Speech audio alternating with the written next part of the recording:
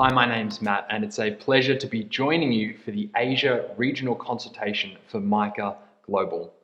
Before I begin today, I want to pay my respects to the traditional owners and Indigenous custodians on the land on which I'm giving this talk to you from. I'm in Newcastle, Australia, so those Indigenous owners are the Awabakal people.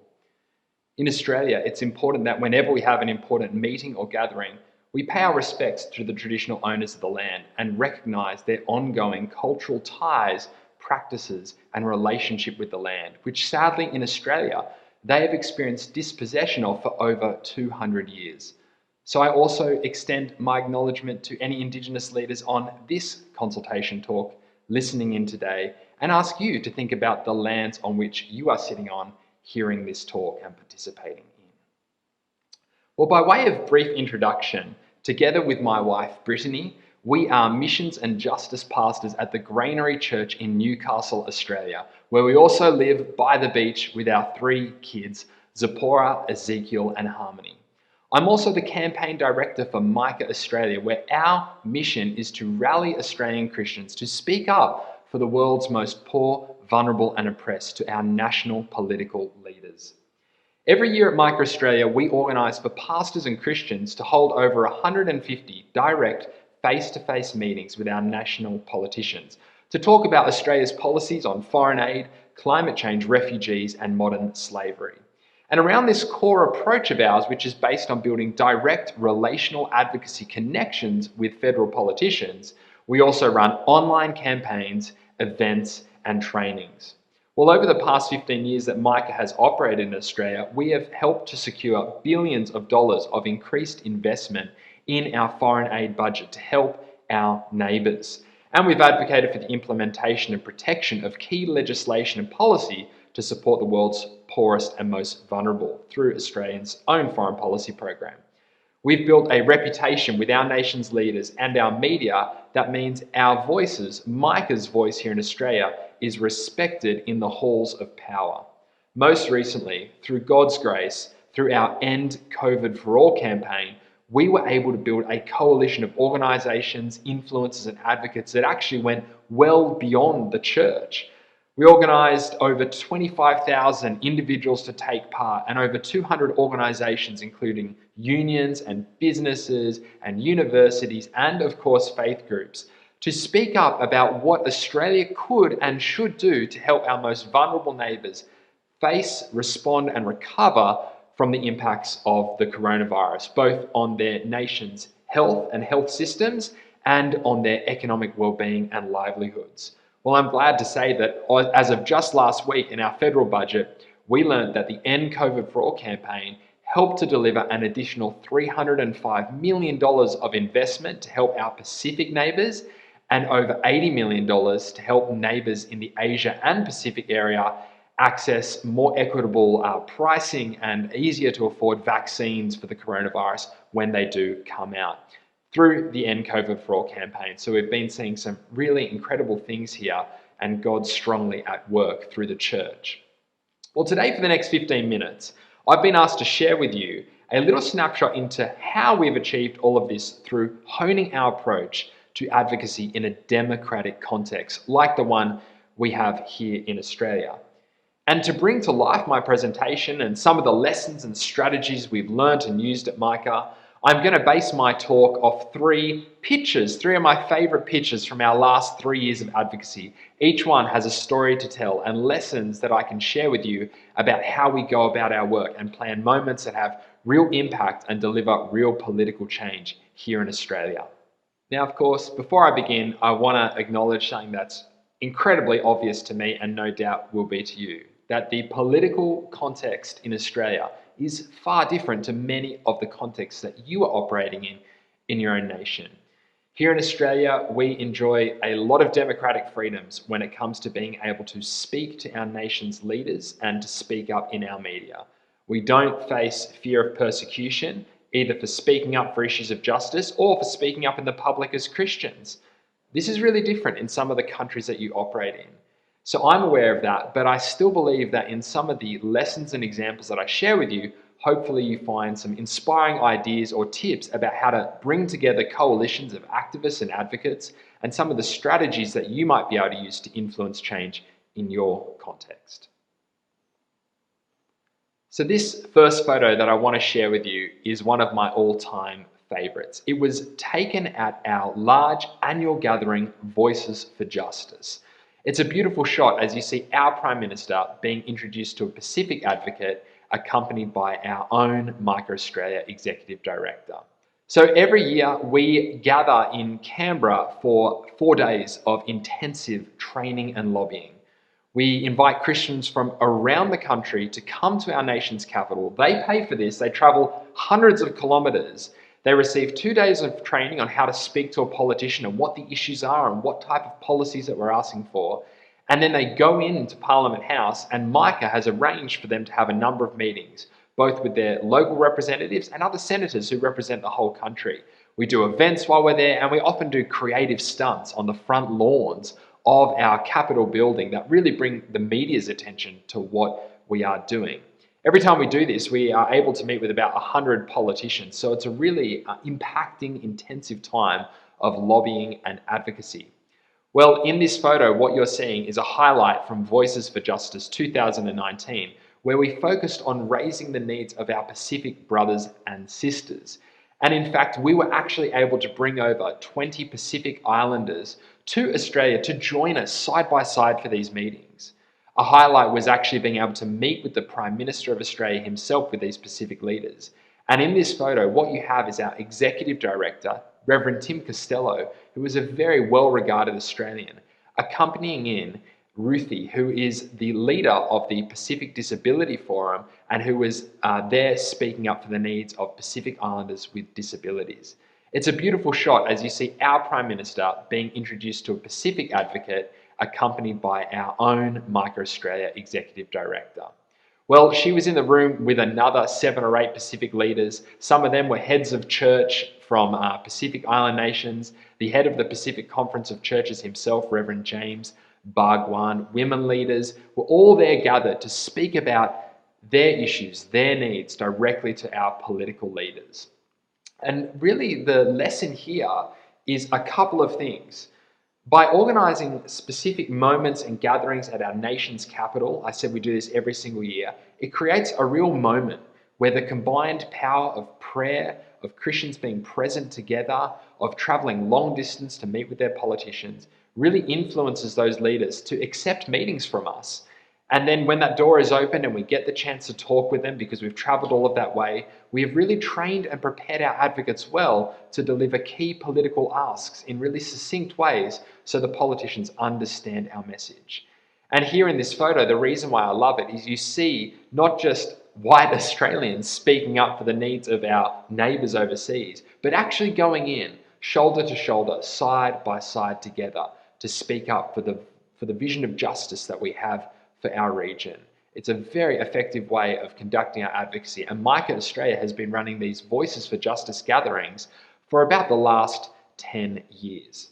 In summary, Micah Australia runs its annual Voices for Justice gathering because it, 1, creates a spectacle in our nation's capital through holding a mass gathering of Christians, 2, targets politicians to take meetings with advocates from their local communities who have travelled a long distance to meet them in the capital, and 3, enables delegates from neighbouring countries the chance to join us and to speak to Australia's national leaders about the issues that matter to them. The second photo I want to show you is from a new initiative that we've launched in the last 2 years called our Women Leaders Delegation. So not only do everyday Christians and Australians have a special role to play in speaking up to their political leaders about the needs of the world's poor, we also believe that church leaders have a unique position to occupy. However, when we thought about taking the leaders of the different Christian denominations in Australia down to Canberra to meet with our nation's political leaders, we realised something. 90% of them would actually be male. So we wanted to flip it on its head and focus on the women leaders of the church, talking about issues affecting women and girls around the world. We knew that this would send a powerful message to both our politicians and the Australian church that Micah places value and importance on the role of women in leadership. And these women really took our nation's capital by force. They used their own experience of traveling around the world and connecting with women in difficult circumstances to speak up for, again, concrete and specific political action our nation's leaders could take to help women and children in our region. A couple of the learning points from this come from this second photo that I want to show you. Again, another one of my favourites. In this photo, what you see is Prime Minister Scott Morrison talking directly eye to eye with Dr. Sephirosa Carroll. Dr. Sephirosa Carroll is a Pacific theologian and expert in international development for the region. Now, on the couches around her are an amazing group of women. Women who really helped to make this meeting and other meetings with our nation's leaders possible because they have personal connections with some of these ministers and the Prime Minister himself. We have Donna Crouch, a pastor from Hillsong Church. We have Darlene Check, one of the church's most famous worship artists. Some of you might know Darlene's songs and have even sung them in your own churches. We have Brooke Prentice, a proud Indigenous and Christian women leader here in Australia. And women leaders from the Baptist Church, Anglican Church, Salvation Army and Uniting Church, all gathered together. They open the door and in walks Dr. Sephirosa Carroll, who can now have a conversation using her expertise and first-hand experience with our nation's political leaders.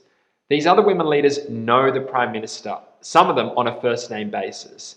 And this is what we're about, using the different points of influence and power in the Australian Church to open the door so that conversations about the needs of others and our vulnerable neighbours can take place in ways that are empowering and built on relationship. In summary, Micah Australia runs its women's leaders delegations because 1, we want to ensure the issues facing women and girls globally are given serious attention. 2, we want to demonstrate to our political leaders and the Australian Church the high value we at Micah place on women's leadership. 3, we want to give opportunities for influential Australian Christian women to open the door for important conversations about those whose voices often aren't heard. Well, the final photo or series of photos that I want to show you is from our End COVID for All campaign that I told you a little bit about at the start. Now, End COVID for All is particularly important for this moment that we're in, not just because of what it focuses on, which is getting more aid to support our neighbours to respond and recover from coronavirus, but because of the way we had to build it as a campaign during this time where we can't conduct as many face-to-face meetings with politicians or organise for big rallies or gatherings out in public because of the restrictions that are here in Australia, with some people still actually unable to leave their homes to do certain activities because of coronavirus lockdowns. So basically, with the End COVID for All campaign, we knew that we needed to raise what was going on for our most vulnerable neighbours, even while in Australia we faced our own challenges. Australia has been lucky. We have been a world leader in lowering the curve and stopping the spread of coronavirus through our country, which means our death toll has been very low, as has our infection rates. So we knew that we needed to help Australians lift their visions from the challenges and fears they had of coronavirus here to understand how it was impacting our neighbours in the Pacific, in Indonesia and beyond. And you don't need me to tell you how bad some of those statistics have been in neighbouring countries. We know that in Indonesia, thousands have died and more than 100 doctors themselves have lost their own life trying to fight this virus. So we wanted to rally Australia's efforts to consider not just our needs during this crisis, but the needs of our neighbours. So End COVID for All was the campaign that we came up with. It started in the church as we rallied some of our existing pastors and advocates to speak to their politicians about these issues, but then went well beyond. And I love this as an example of how the church can be salt and light in organising advocacy and social change campaigns that go beyond the four walls of just our church. Really what we did with End COVID for All that was so special was combine a few elements together. Firstly, we combined a show of public support. To do that, we had a very specific online action called Mask Up to End COVID for All. And we encouraged online influencers like celebrities and social media stars to have a photo with an End COVID for All face mask using our hashtag and saying why they were passionate about our campaign and encouraging others to sign an online pledge We actually had 300 face masks made up with this branding, and we sent it out to these influencers so that they'd take the photos. Others who didn't get a mask were able to use a virtual mask. It only cost about $500 to make a virtual mask filter so that they could use it and feel like they were being a part of this campaign too. Through that, over 25,000 people signed our online pledge to end COVID for all. So we were able to show our politicians, hey, the general public in Australia cares about this. Everyday people care about you providing support to our vulnerable neighbours. It was also important because we picked a specific date for this action so that it would create a real sense of groundswell and momentum with all these photos coming up on social media at once. It was a really effective tactic, but it wouldn't have been effective in achieving our goals if it wasn't accompanied by a couple of other things. So the other thing we accompanied with it was op-eds, or pieces in Australia's national media by really respected voices who are known for their expertise on this area. We used two professors who are heads of epidemiology and virus research to talk about why it was so important that Australia just didn't end COVID in our nation, but in the nations around us. So they helped our political leaders realise that you can't just focus on ending COVID in your own country, you have to help end it in all the countries around you, and their voices were respected. We also had leading voices from business speak about the impacts that COVID was having on Australian businesses. If we can't trade with our neighbours, that has an impact on us. So we were using a pragmatic, strategic approach to talk not just about the moral arguments, but why it was in Australia's interest financially to act on this. And finally, all of our public efforts were accompanied by really strategic insider lobbying. So we who have specific and special relationships with politicians, because we work closely with them on a day-by-day basis, we're sending them constant memos and emails and having insider meetings with them, telling them, look, there's a movement growing. There are Australians across the country who support this, celebrities who support this, respected voices who support this. Everyone is on this campaign to help end COVID for all, so you really should do something to act about it. Well, the culmination was a real sense from our nation's politicians that there was support for them to step up and provide financial assistance to our vulnerable neighbours, even as Australia has one of the biggest debts and deficit budgets it will ever have. The church played a leadership role. With God's grace, it spread out and went much wider as we engaged unions and businesses and universities, and the final impact was something that we are really proud of. Well, I hope that's been a useful, inspiring, fun little snapshot into what we're doing here in Micah Australia, using the tool of advocacy, using the voice of the church and Christians and those beyond the church to speak up for the world's poor, vulnerable and oppressed. God bless you and all the amazing work that you're doing around this region. I can't wait to meet more of you in person and to have some of you over here to Australia to join us in our nation's capital to speak to the politicians as well. We'd love to have you over. Thank you. In summary, the success of our recent End COVID for All campaign has been 1. Going beyond the church to form a large coalition with other organisations, including unions, businesses, universities and other faith groups. 2. Showing public support through a coordinated online social media action using influencers and celebrities. 3. National media done by respected voices, i.e. professors, business leaders and former politicians, who could sell both the moral and national interest argument. And 4. Performing lots of insider lobbying to make sure politicians and key decision makers were aware of the campaign and its support.